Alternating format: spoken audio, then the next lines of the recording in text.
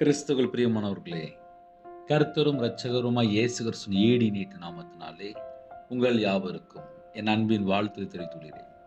தேவன் அருளிய அப்பம் பிரேயர் மினிஸ்ட்ரி சேனல் மூலியமாக உங்களோடு சந்திப்பதில் மிகுந்த மகிழ்ச்சிகிறேன். தினம்தோறும் இரவு நேரத்திலே தூங்கும் முன்பாக பரிசுத்த வேதாந்தத்தில் நாம் ஒரு பகுதியை தியானித்து நம்முடைய குடும்ப பாதுகாப்பிற்காக நாம் ஜெபித்து வருகிறோம். எரேமியா 2ஆம் அதிகாரம் 17ஆம் வசனத்திலே, உன் தேவனாய் கர்த்தர் உன்னை வழியிலே நடத்தி கொண்டு போகும் காலத்தில் நீ அவரை விட்டு போகிறதுனால் அல்லவோ இதை உனக்கு நேரிட பண்ணினாய். ஒரு கொஸ்டினோட முடியுது. நீ அவரை விட்டு போகிறதுனால் அல்லவோ இதை உனக்கு நேரிட பண்ணினாய். ஒரு குடும்பத்துல பிரச்சனை எங்க ஆரம்பிக்கு அப்படின்னா, நீ அவரை விட்டு போகிறதுனால், நீ அவரை விட்டு போகிறதுனால். அப்ப ஒரு குடும்பத்துக்குள்ளே பிரச்சனை எங்கேருந்து ஆரம்பிக்கு அப்படின்னு சொல்லி பார்க்கும்போது, கர்த்தரை விட்டு போகும்போதுதான் நம்மளோட வாழ்க்கையில ஒரு பிரச்சனை ஆரம்பிக்கும். அப்ப ராத்திரி நேரத்திலே தூங்கும் முன்பாக நம்முடைய ஆவிக்குரிய வாழ்க்கையிலே நம்ம எப்படி இருக்கிறோம் என்பதை யோசித்து பார்க்கணும். அப்படின்னா, நான் ஒருவேளை கர்த்தரை விட்டு எங்கேயாவது தள்ளி போறேனா, என்னோட வாழ்க்கையில எல்லாமே தேவ திட்டத்துக்குள்ளதான் நான் இருக்கிறேனா, உன் தேவனாய் கர்த்தர் உன்னை வழியிலே நடத்தி கொண்டு போகும் காலத்தில்.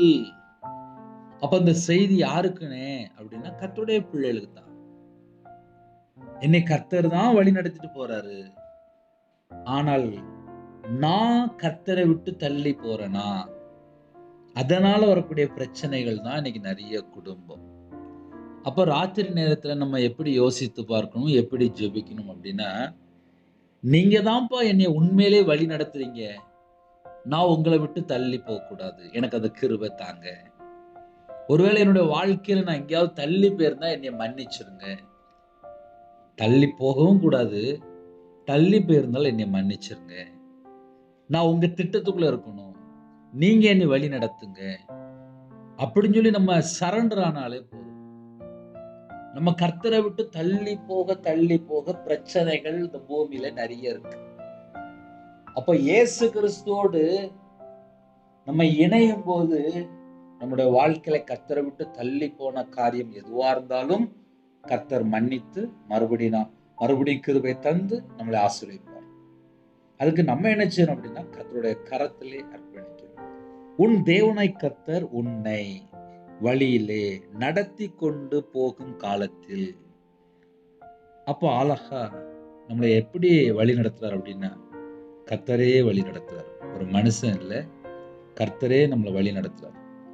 அவரு நம்மளை வழி நடத்தி கொண்டு போகும் காலத்தில் நம்ம ஒருவேளை கர்த்தரை விட்டு ஏதாவது தள்ளி போற எண்ணங்களோ சிந்தனைகளோ கண்ணில் உள்ள ஏதாவது ஒரு காரியமோ இல்ல வாழ்க்கையில கர்த்தரை விட்டு ஏதாவது தள்ளி போயிருந்தால், எதுவா இருந்தாலும், அப்பா நான் இப்படிப்பட்ட காரியத்துல நான் உங்களை விட்டு தள்ளி போயிட்டேன், என்னை மன்னிச்சிருவீங்களா, என்னை மன்னிச்சிருவீங்களா, நான் உங்க சத்தத்துக்கு செவி கொடுக்குறப்பா, உங்க வார்த்தை கீழ்படிறப்பா, நான் உங்களை விட்டு தள்ளி போக மாட்டேன்.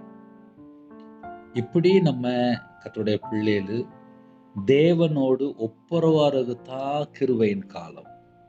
இந்த கிருபையின் காலம்னா என்னன்னே அப்படின்னா, நம்ம தேவனோடு ஒப்புரவாகிடணும். இந்த உலகத்துல கடைசி வரையும் நம்ம கூட யார் இருப்பா அப்படின்னா, இயேசு கிறிஸ்து மட்டும்தான் இருப்பார். கூட ஃப்ரெண்டு சொல்லுவாங்க, நான் உன்னை நல்லா பார்த்துக்கிட்டேன் அப்படிம்பாங்க. ஆனா அடுத்த நாள் காலையில உயிர் இருந்தா தானே உண்டு. கொரோனா நேரத்துல நம்ம எல்லாம் பார்த்துட்டோம், அதுக்கப்புறம் நம்ம இன்னைக்கு உயிரோட இருக்கோம் அப்படின்னா, அதுக்கு தகுந்த மாதிரி நம்ம சிந்தனை இந்த உலகத்தோட இருக்கா, இல்ல இயேசு கிறிஸ்துவோடு இருக்கா? நம்ம இருதயத்துக்குள்ளே கர்த்தரை விட்டு தள்ளி போற காரியங்கள் ஏதாவது இருக்கா? அதை நம்ம செக் பண்ணி பார்த்து நம்ம தேவனுடைய சமூகத்திலே தூங்கும் முன்பாக அர்ப்பணிக்கிறது தான் இந்த செய்தி. அப்போ இரவு நேரத்திலே என்னுடைய வாழ்க்கையிலே நான் என்ன யோசித்து பார்க்கணும் அப்படின்னா, ரட்சிக்கப்பட்ட நாள், ஞானஸ்தானம் எடுத்த நாள், அபிஷேகம் பண்ணப்பட்ட அந்த நாள், தேவனுடைய கிருபை பெற்றுக்கொண்ட நாள், இன்னைக்கு என்னோட வாழ்க்கை எப்படி இருக்கு, அன்னைக்கு எப்படி இருந்துச்சு, இன்னைக்கு எப்படி இருக்கு? நான் எங்கேயாவது கர்த்தரை விட்டு ஒரு நிர்விசாரமாகவோ இல்லை ஒரு துணிகரமான ஒரு பாவத்துக்குள்ளேயோ, இல்லை ஒரு துன்மார்க்கமான ஒரு காரியத்துக்குள்ளேயோ, இல்லை ஒரு அக்கிரமமான ஒரு பாவத்துக்குள்ளேயோ, இல்லை ஒரு அசுத்தமான ஒரு காரியத்துக்குள்ளேயோ, இல்லை தீட்டுப்படுத்துகிற மாதிரி தேவையில்லாத இடத்துக்குள்ளேயோ எங்கேயாவது நம்முடைய வாழ்க்கையில் ஏதாவது இருக்கா?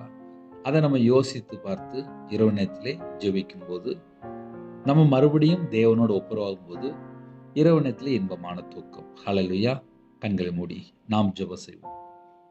எங்களை அதிகமாய் நேசிக்கிற எங்கள் அன்பு நிறைந்த பரிசுத்தமுள்ள நல்ல பிதாவே, உம்மை நன்றியோடு துதிக்கிறோம் சொல்கிறோம். உம்முடைய பாதத்தில் அர்ப்பணிக்கிறோம். எங்க கூட நீங்க பேசியிருக்கிறீங்க. உன் தேவனாய் கர்த்தர் உன்னை வழி நடத்தி கொண்டு போகும் காலத்தில் நீங்க மட்டும்தான்ப்பா நல் வழியிலே எங்களை வழி நடத்துவீங்க. நன்றி செலுத்துகிறோம். இந்த நாள் முழுதும் கர்த்தர் பாதுகாத்த கிருபைக்காக நன்றி. இரவு நேரத்திலே யாரெல்லாம் எந்த நாட்டுக்குள்ள இணைந்திருக்காங்களோ எங்களை கர்த்தர் தான் வழி நடத்துறாங்க. அந்த கிருபை அப்போ உங்க பிள்ளைகளுக்கு இன்னும் அதிகமா பெருகணும். மனுஷனை சார்ந்து கொள்ளாமல், சுயத்தை நம்பாமல், எந்த ஒரு பாவ அடிமையிலையும் போய் சிக்கிக் கொள்ளக்கூடாது. கர்த்தர் கிருபை தாங்க. கர்த்தரை விட்டு தள்ளி போன காரியங்கள் ஏதாவது இருந்தால் அதையும் என் தேவன் பிள்ளைகளுடைய பாவத்தை மன்னித்து, யாரெல்லாம் இணைந்திருக்காங்களோ உங்க பிள்ளைகளை பரிசுத்தப்படுத்தி உங்களுடைய கிருபையால் நிரப்பி இரவு நேரத்தில் இன்பமான தூக்கம் தாங்க. தேவையில்லாத சொப்பனங்களை விளக்கிருங்க. வரக்கூடிய காரியத்தை வெளிப்படுத்துங்க. சிறுபிள்ளைகள் முதல் கொண்டு முதியோர் வரை எல்லாரும் கர்த்தர் வேலை அடைங்க. நைட் ஷிஃப்ட்ல இருக்காங்க, நைட்டு டிரைவிங் லைன்ல இருக்காங்க, நைட் நேரத்தில் பலவிதமான ஜனங்கள் வெளியில இருக்கிறாங்க.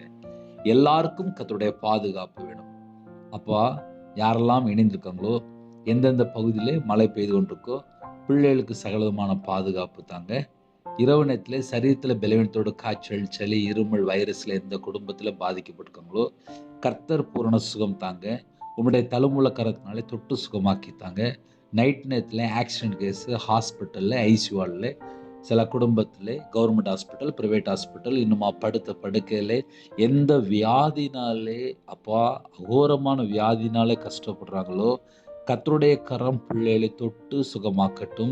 உம்முடைய தழும்புள்ள கரத்தினாலே சுகமானீர்கள் என்று வேதத்தின்படி யாரெல்லாம் இணைந்திருக்காங்களோ கர்த்தர் உங்க பிள்ளைகளை தொட்டு சுகமாக்கி தீர்க்க ஆயுசை கட்டளையிடுங்க.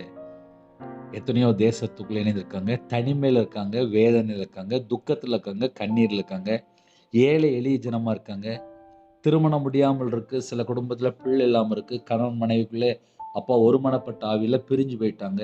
நைட் நேரத்தில் மதுபான அடிமை, போதைய காரியங்கள், விபச்சார அடிமை, மதுபான அடிமை, விக்கிர வழிபாடு, எத்தனையோ பாவ அடிமையில வாழ்றாங்க. எந்த மாதிரி சூழ்நிலை ஜனங்கள் இணைந்திருக்காங்களோ, எந்தெந்த குடும்பத்துக்கு விரோதமாக எந்தெந்த ஆவியல் கிரியை செய்து கொண்டிருக்கோ அந்த எல்லா கிரியெல்லாம் இயேசு கிறிஸ்து ரத்தத்தினாலே, இயேசு கிறிஸ்து நாமத்தில் சுட்டு எரிக்கப்படட்டும். இயேசு கிறிஸ்து ரத்தத்தினாலே, இயேசு கிறிஸ்து நாமத்தில் சுட்டு எரிக்கப்படட்டும். இணைந்திருக்கிற குடும்பம் கர்த்தருடைய கரத்தில் அர்ப்பணிக்கிறோம். கர்த்தர் வேலையடைங்க, கர்த்தர் வேலையடைங்க, கர்த்தர் வேலையடைங்க. உங்க நாம மகிமைப்படட்டும். அப்பிரயோஜனமான ஊழியக்காரம்பா கற்பத்தினியா ஜெபிக்கிறாங்க, கர்த்தர் மனம் இருங்க. மாசமா இருக்காங்க, கர்த்தர் ஆசீர்வதிங்க. டெலிவரி போறாங்க, கர்த்தர் கூட இருங்க. திருமண தேவைக்கா ஜெபிக்கிறாங்க, கர்த்தர் கூட இருந்து ஆசீர்வதிங்க. யாரெல்லாம் இணைந்திருக்காங்களோ ஒவ்வொரு குடும்பத்தினுடைய குறைகள், குற்றங்கள் எல்லாவற்றையும் மன்னித்து பரிசுத்தப்படுத்தி ஆசீர்வதிங்க. எத்தனையோ தேசத்துக்குள்ள இணைந்திருக்காங்க, எல்லாரையும் கர்த்தர் வேலையடைங்க, கர்த்தர் வேலையடைங்க. தேவன் அருளிய அப்போ மினிஸ்டர் மூலியமா இணைந்திருக்கிற குடும்பங்கள் ஆசீர்வாதமா இருக்கணும், சமாதானமா இருக்கணும், சந்தோஷமா இருக்கணும். ஆட்டுக்குட்டியான் ஜீவபஸ்ல எழுதப்படணும். கிருபை தாங்க. எங்களை பரிசுத்தப்படுத்தி ஆசீர்வதிங்க. நாளைக்குள்ள தேவையை கர்த்தர் பொறுப்படுத்துங்க. நைட் நேரத்தில் எல்லா தனிமை, பயம், தற்கொலை எண்ணங்கள் எல்லாவற்றையும் நீக்கி போட்டுருங்க. எந்த குடும்பத்திலே பாவ அடிமையில் வாழ்றவங்களும் அந்த ஜனங்களை மீட்டெடுங்க. எல்லா குடும்பம் ரட்சிக்கப்படணும். எல்லாரும் மனம் திரும்பணும், பாவ மன்னிப்பை பெற்றுக்கொள்ளணும். கர்த்தர் கிருபை செய்யுங்க. யாரெல்லாம் கர்த்தருக்காக ஊழியம் செய்கிறாங்களோ கர்த்தருடைய பாதுகாப்பு பிள்ளைகளுக்கு விசேஷமான ஒரு பாதுகாப்பு உண்டாகட்டும். இந்த கடைசி காலத்தில் கர்த்தருக்காக வைராக்கியமாக வாழ கிருபை செய்யுங்க. நைட் நேரத்தில் செல்ஃபோனில் தேவையில்லாமல் எந்த ஒரு காரியத்திலும் போய் சிக்கிக்கொள்ளக்கூடாது. நைட் நேரத்தில் தனி ஜெபம் பண்ண, கையில் பைபிள் எடுத்து வாசிக்க, குடும்ப ஜெபம் பண்ண கர்த்தர் கிருபை செய்யுங்க. இணைந்துக்கிற குடும்பம் இயேசு கிறிஸ்து ரத்தத்தினால, இயேசு கிறிஸ்து நாமத்தினால வேலை அடைபடட்டும். எல்லா குடும்பம் ஆசீர்வதிக்கப்படட்டும். எல்லா குடும்பம் ஆசீர்வதிக்கப்படட்டும். யாரெல்லாம் இணைந்து எல்லாரையும் ஆசீர்வதிங்க. கடன் பிரச்சனை, உபத்திரத்தையெல்லாம் மாற்றித்தாங்க. ஒவ்வொரு குடும்பத்தையும் கர்த்தர் பொறுப்படுத்துங்க. என்னோட ஆவி உங்களுடைய கரத்தில் உண்மையிலும் வானத்துக்கும் பூமிக்கும் சகல அதிகாரம் உள்ள கர்த்தர் நாமத்துக்குள்ளே எல்லாரையும் அர்ப்பணிக்கிறோம். எத்தனையோ தேசத்தில் இருக்காங்க, வேலைக்காக ஜெபிக்கிறாங்க, கவர்மெண்ட் வேலைக்காக ஜெபிக்கிறாங்க, டிரான்ஸ்ஃபருக்காக ஜெபிக்கிறோம். கர்த்தர் மனம் இறங்க, கர்த்தருடைய கரத்தில் அப்படின்னும் துதிகன மகிமெல்லாம் ஒருவருக்கே செலுத்திடும். இயேசு கிறிஸ்துவின் பிதாவே ஆமென். தேவனுக்கே மகிமையுண்டாதாக. கர்த்தர் தாமே உங்களையும் உங்கள் குடும்பத்தையும் சகல காத்தும் சம்பூர்ணமாக திருப்தியாக கர்த்தர் கொடுத்து ஆசீர்வதிப்பாராக. ஆமென். கர்த்தராகிய இயேசுவின் கிருபையும் பிதாவாகிய அன்பும் பரிசுத்தனுடைய ஐக்கியமும் இப்பொழுதும் எப்பொழுதும் சதா காலங்களிலும் நம்மளோடு கொடுப்பதாக. ஆமென். God bless you. Thanks for watching. Please subscribe our channel. Click the like and share. Click the bell. God bless you.